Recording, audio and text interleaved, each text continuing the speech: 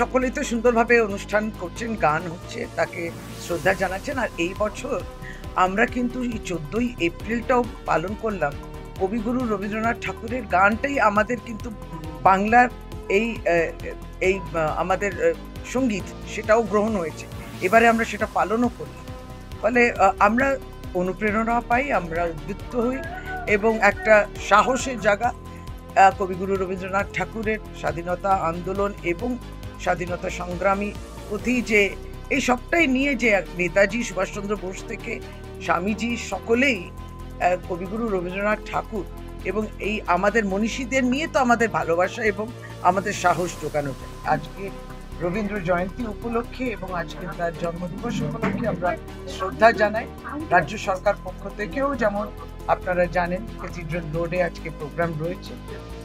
নিশ্চয়ই একটা নির্বাচনী মরশুমেতে মডেল কোড অফ কন্ডাক্টের মাধ্যমে বিভিন্ন বাধা নিষেধ কিংবা বিধি নিষেধ থাকে, সেটা একটা প্রতিবন্ধকতা থাকতেই পারে, কিন্তু তাতে আমাদের শ্রদ্ধার জায়গাটা কোনো খামতি থাকে।